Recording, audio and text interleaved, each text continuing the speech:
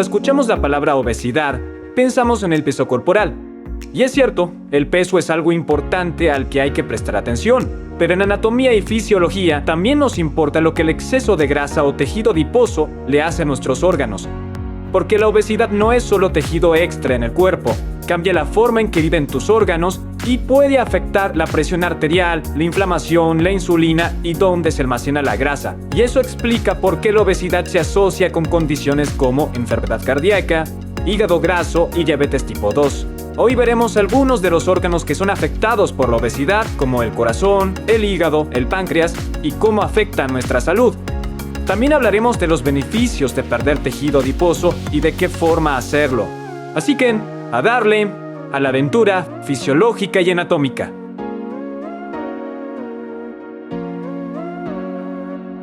Antes de empezar a observar los órganos, ayuda primero a entender a qué nos referimos cuando hablamos de obesidad. Clínicamente, la obesidad se define usando una medición llamada índice de masa corporal o IMC, que compara el peso corporal con la estatura. Un IMC de 30 o más nos indica el inicio de la obesidad, pero este índice tiene algunas limitaciones. Por ejemplo, alguien con una gran cantidad de masa muscular tendría un IMC alto, aunque su grasa corporal sea muy baja, ya que el músculo añade peso y puede volverse engañoso en situaciones como esta. Sin embargo, para la mayoría de las personas que no tienen esas cantidades tan altas de masa muscular, el IMC funciona excelente porque en la mayoría de los casos el exceso de peso corporal se debe al exceso de tejido adiposo o grasa corporal. Ese exceso es lo que genera muchas condiciones relacionadas con la obesidad. Ahora, si nos sigues desde hace un tiempo, sabes que hablamos sobre el tejido adiposo en el pasado, igual haremos un repaso en todo esto. Y para todos los nuevos en el canal, si quieren profundizar sobre la fisiología del tejido graso, dejaremos los videos en la descripción. Como ya mencionamos, el nombre anatómico de la grasa corporal es tejido adiposo. Su función principal es almacenar energía, pero también provee aislamiento, amortiguación e incluso tiene funciones hormonales de las que hablaremos más adelante, ¿ok? La grasa se clasifica según el lugar del cuerpo en donde se encuentre. Parte de la grasa se almacena en forma subcutánea, es decir, debajo de la piel. Es la tercera capa por debajo de la epidermis y la dermis. Y varía desde unos pocos milímetros hasta varios centímetros de grosor, dependiendo de la persona. Hay otro tipo de grasa que llamamos grasa visceral, que se acumula alrededor de los órganos internos. Y, al igual que la grasa subcutánea, puede tener una cantidad muy pequeña, como ves aquí. O, como en este otro cuerpo, una cantidad muy grande. Aunque todo el tejido adiposo sí almacena energía, la grasa visceral en particular es más metabólicamente activa. Libera hormonas y moléculas de señalización inflamatorias que influyen en la sensibilidad a la insulina, la presión arterial y el metabolismo de los lípidos. Por eso, cuando hablamos de obesidad, desde una vista anatómica y fisiológica, nos referimos a cómo el exceso de tejido adiposo, en especial la grasa visceral, empieza a cambiar el entorno metabólico en el que tus órganos funcionan. Y una vez que esto sucede, es cuando podemos ver cambios en esos órganos que vamos a explorar hoy. Empezaremos con el corazón, y aquí lo tenemos ubicado en el medio del tórax, dentro del saco pericárdico. Como sabemos, el corazón es una bomba y tiene que llevar sangre a cada tejido del cuerpo cada segundo del día. Algo importante que no hay que olvidar es que el tejido adiposo necesita flujo sanguíneo, y esto es importante cuando el tejido adiposo empieza a aumentar. Porque si el cuerpo tiene más tejido, tiene que suministrar más oxígeno y más nutrientes. Y esto va a imponer una mayor carga sobre el sistema cardiovascular. Uno de los cambios que ocurre con el crecimiento del tejido adiposo es el aumento del volumen total de sangre en tu cuerpo. Además, el cuerpo construye más vasos sanguíneos para llevar esa sangre adicional al tejido adiposo en crecimiento. Esto implica que el corazón tiene que bombear más sangre y significa que el gasto cardíaco aumenta. Cuando hablamos de gasto cardíaco, nos referimos a la cantidad de sangre bombeada en cada minuto. Esto lo determina la frecuencia cardíaca y el volumen sistólico. La frecuencia cardíaca es la cantidad de veces que tu corazón late en un minuto. Y el volumen sistólico se refiere a la cantidad de sangre que es bombeada fuera del corazón con cada latido. Por eso, si aumenta alguno de los dos, ya sea uno solo o ambos, el gasto cardíaco sube. Si tu frecuencia cardíaca aumenta de 60 a 70 latidos por minuto, el gasto cardíaco sube. O si tu corazón se contrae con más fuerza en cada latido, y eso querrá decir que se expulsaría más sangre, y el gasto cardíaco también sube.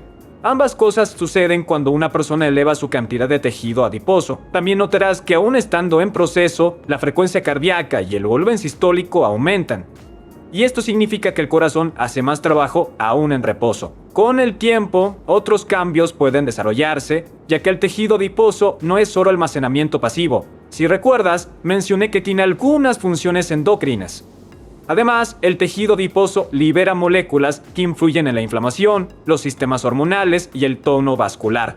También puede activar el sistema nervioso simpático, aumentar la actividad del sistema renina-angiotensina-aldosterona y contribuye a cambios en el endotelio, que es el revestimiento interno de los vasos. Sé que les acabo de nombrar algunos sistemas que puedan resultar demasiado complejos, y podremos hacer videos sobre el sistema nervioso simpático y el sistema renina-angiotensina y bla bla bla bla bla sistemas.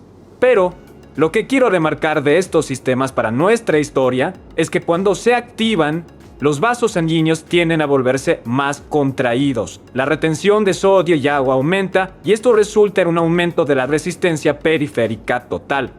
Piensa en la resistencia periférica como la cantidad de resistencia que hay en los vasos sanguíneos de todo el cuerpo. Si el corazón bombea hacia los vasos sanguíneos que son más resistentes a abrirse o a dilatarse, esto aumenta la presión general en el sistema. Sumando que nuestro gasto cardíaco ya ha aumentado. Así que si tanto el gasto cardíaco como la resistencia en los vasos sanguíneos aumenta, la presión arterial se eleva. Y por eso la hipertensión es común en personas con obesidad. Y esto crea un ciclo que empeora con el tiempo. Con estos valores elevados, el ventrículo izquierdo del corazón, que se encarga de bombear sangre a todo el cuerpo, y que puedes ver justo aquí, intenta adaptarse engrosando su pared muscular. En un proceso llamado hipertrofia ventricular izquierda, este engrosamiento en un principio puede ayudar al corazón a generar más fuerza, pero con el tiempo, esa pared con más grosor se vuelve más rígida, y un ventrículo rígido no se relaja ni se llena igual. Eso lleva a presiones de llenado más altas, menor tolerancia al ejercicio y a no poder seguir el ritmo del ejercicio, generando una insuficiencia cardíaca diastólica. En resumen, la obesidad somete al corazón a dos tipos de estrés. Al principio, el corazón tiene una sobrecarga de volumen, bombeando más sangre para abastecer al nuevo tejido. Luego, al elevarse la presión arterial, se enfrenta a otra sobrecarga y ambas podrían llevar a cambios estructurales en el corazón. Ahora pasemos al hígado. Aquí puedes ver el hígado en la parte superior derecha del abdomen. Y es bastante grande ya que es el segundo órgano más grande del cuerpo humano, después de la piel. La razón por la que el hígado es tan importante se debe a que toda la sangre que viene de los intestinos es dirigida hacia el hígado antes de circular por todo el cuerpo, convirtiéndose en la principal máquina del procesamiento de los nutrientes absorbidos. El hígado tiene muchas funciones: procesa grasas y carbohidratos, produce bilis, sintetiza proteínas como la albúmina y los factores de coagulación, y tiene un rol muy importante en la regulación de la glucosa en sangre. Cuando el metabolismo del hígado cambia o se altera, muchas veces se convierte en un problema que afecta a todo el cuerpo. Uno de los cambios más asociados con la obesidad es la acumulación de grasa dentro de las células del hígado, también llamadas hepatocitos, y esta enfermedad se llama hígado graso. Y si observas este otro cuerpo, podrás ver la enfermedad en sí. El hígado está agrandado y también puedes ver toda la grasa visceral extra que lo rodea, lo que normalmente se asocia con la grasa que se está acumulando dentro del hígado. Esto ocurre porque van a ir más ácidos grasos al hígado, lo que significa que tiene que procesar más sustratos energéticos de los que puede manejar. Por lo tanto, se almacenan más triglicéridos dentro de las células hepáticas y en muchas personas el hígado se vuelve más resistente a la insulina. La insulina es quien le indica al hígado que deje de sintetizar glucosa y que la almacene en forma de glucógeno.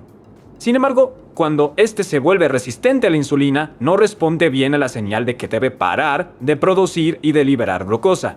Así que el hígado sigue enviando glucosa al torrente sanguíneo, incluso cuando los niveles de glucosa están ya elevados. Esto puede contribuir a niveles más altos de azúcar o glucosa en sangre en ayunas. Y el hígado no es el único que se está volviendo insensible a la insulina. Las células de todo nuestro cuerpo se vuelven insensibles, agravando el problema del azúcar en sangre. Así que tenemos al hígado liberando mucha glucosa en la sangre y ahora también tienen células que están menos dispuestas a captarla, manteniendo esos niveles de glucosa más elevados. Hay personas que permanecen estables al exceso de grasa mucho tiempo, pero otras pasan por un proceso inflamatorio en el hígado que se vuelve crónico y que puede llevar a una cicatrización llamada fibrosis. Una fibrosis puede progresar a una cirrosis, que sucede cuando la estructura del hígado cambia por tejido cicatricial y el órgano no puede desempeñar sus funciones. Hay que señalar que esta condición puede mejorar en etapas tempranas, modificando el estilo de vida y perdiendo peso, porque mejorando la salud metabólica, la inflamación cede y la grasa hepática disminuye. Pero la cirrosis es bien diferente. Una fibrosis leve puede revertirse, sí, pero una vez que llegas a la cirrosis, ya hablamos de cambios irreversibles en el hígado y solo puede controlar los síntomas y frenar la progresión. Ahora vamos a hablar de la resistencia a la insulina y para eso hablaremos del órgano que la produce y me refiero al páncreas. El páncreas está en el abdomen, más o menos por aquí, y se proyecta hacia el lado izquierdo y está posterior o detrás del estómago. En esta disección, si aparto el estómago del camino un poco, puedes ver el páncreas justo aquí y puedes verlo mejor si levanto esto. El páncreas no es solo un órgano exócrino, también es endocrino. La parte exócrina del páncreas secreta enzimas digestivas hacia el intestino delgado y puedes verlas rodeando al páncreas. La parte endocrina del páncreas secreta hormonas al torrente sanguíneo que regula la glucosa en sangre. Y sabemos que una de esas hormonas es la insulina. En la fisiología normal, cuando comes, la glucosa en sangre aumenta. Y en respuesta a esto, las células beta del páncreas liberan insulina. La insulina le indica a tus células que capten la glucosa de la sangre. Y así, la insulina disminuye esos niveles de glucosa. También aprendimos que le dice al hígado que almacene glucosa. Además, hablamos sobre cómo la obesidad puede llevar a la resistencia a la insulina, como en el hígado y el músculo esquelético. Cuando el tejido es resistente a la insulina, las células no introducen la glucosa como deberían hacerlo. Así que el páncreas en realidad intenta compensar secretando más y más insulina. Es como si las células no escucharan, así que el páncreas usa una voz mucho más fuerte secretando más insulina. Y en algunos casos, una persona puede pasar años con niveles altos de insulina, mientras la glucosa está levemente anormal, como suele suceder en el caso de los prediabéticos. Esto significa que el páncreas trabaja más de lo normal para controlar el azúcar en sangre. Y con el tiempo, las células beta podrían perder su capacidad de producir insulina. Y por eso el nivel de azúcar subiría y en otros casos la función de las células beta puede caer. Y alguien con diabetes tipo 2 puede necesitar usar insulina. Por suerte, esto puede mejorar. Si una persona hace cambios, la sensibilidad a la insulina mejoraría, la demanda sobre las células beta disminuye y su función podría recuperarse. He visto personas en la clínica poner su diabetes tipo 2 en remisión y dejar sus medicamentos debido a dietas, ejercicios y pérdida de peso. Pero si el ciclo se sigue prolongando, es más difícil de lograr. Una vez que el azúcar elevado se vuelve crónico, lamentablemente las consecuencias no se limitan al páncreas. Los altos niveles de glucosa en sangre apuntarán a nuestro sistema cardiovascular, porque cuando la glucosa alta se vuelve crónica, daña el revestimiento interno de los vasos. Esto puede dañar los capilares que nutran a los nervios y al no recibir suficiente sangre, llevaría a una neuropatía, en donde los nervios no funcionan bien y presentan entumecimiento u hormigueo. Incluso llegan a la falta completa de sensibilidad. La primera vez que tuve que suturar una herida cuando estaba de guardia en la sala de emergencias, el paciente tenía un corte en el dedo del pie y cuando fui a inyectar la lidocaína para adormecer el dedo antes de suturar, el paciente me dijo: "No te preocupes por eso, tengo una neuropatía diabética tan severa que no voy a sentir nada". Y le dije: "¿Estás seguro?". Y él dijo: "Sí, no me hace falta". Entonces fue así que incluso desconfiando un poco, o sea, no quería causarle ningún dolor, pero no olvido que cuando tomé la aguja y la introduje en su dedo por primera vez, yo levanté la vista rápidamente, no sé, para ver si le había dolido y no le había afectado en nada.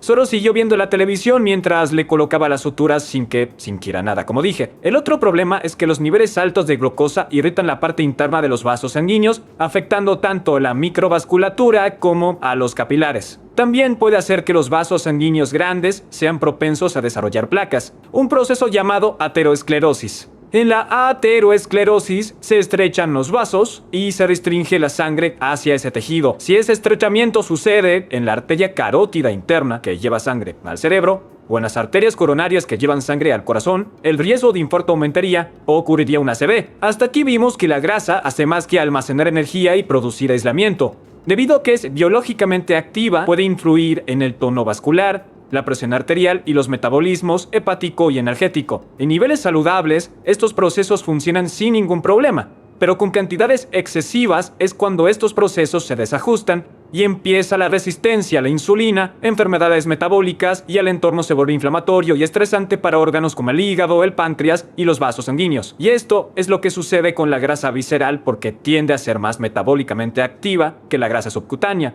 Así que la obesidad no se trata solo de cuánta grasa hay, sino también en dónde se almacena y cómo influyen en los órganos que la rodean. Ahora, como ya lo hablamos varias veces, la buena noticia es que estos cambios sí pueden mejorar y en muchos casos pueden revertirse por completo, en especial en las etapas tempranas. En medicina clínica vemos que incluso una pérdida de peso de entre el 5 y el 10% puede llevar a grandes cambios en el metabolismo, como la presión arterial, la sensibilidad a la insulina y la reducción de la grasa hepática. Al mejorar la sensibilidad a la insulina, el hígado libera menos glucosa y el páncreas no tiene que trabajar tan duro para producir más insulina. Y al mejorar la presión arterial y la función vascular, el corazón y los vasos tienen menos tensión. Eso baja el riesgo de enfermedades cardiovasculares, pero no todos los casos son completamente reversibles. La fibrosis avanzada en el hígado o la aterosclerosis en los vasos sanguíneos suele ser muy difícil de deshacer, pero frenar la progresión, mejorar los síntomas y reducir los riesgos son logros importantes. Y algo que quiero mencionar es que no podemos controlar en dónde almacenamos o eliminamos grasa mientras estamos perdiendo peso, ¿ok? Eso está determinado por la genética, la edad y el sexo. Por suerte, la mayoría de las personas, la eliminación de grasa de las primeras etapas en gran medida proviene de la grasa visceral. Pero independientemente de cuánto estés perdiendo de grasa subcutánea frente a grasa visceral, el proceso de pérdida de grasa sigue siendo el mismo. Y no puedes hacer un ejercicio especial que elimine más de la grasa visceral que de la grasa subcutánea o viceversa. En gran parte se trata de estar en un déficit calórico junto a una dieta y ejercicio, así tu cuerpo va a sacar los depósitos de grasa de donde quiera, y al final podrás ver los beneficios para la salud con la pérdida de grasa. Hay un montón de estrategias diferentes, desde la dieta hasta el ejercicio, que te ayudará a eliminar esa grasa. Y de hecho, ya hicimos varios de esos videos que voy a enlazar aquí, en serio. Volviendo al ejercicio, siempre es mejor combinar entrenamiento cardiovascular y de resistencia. Les dejaré una tabla de entrenamientos básicos que también pondré en la descripción.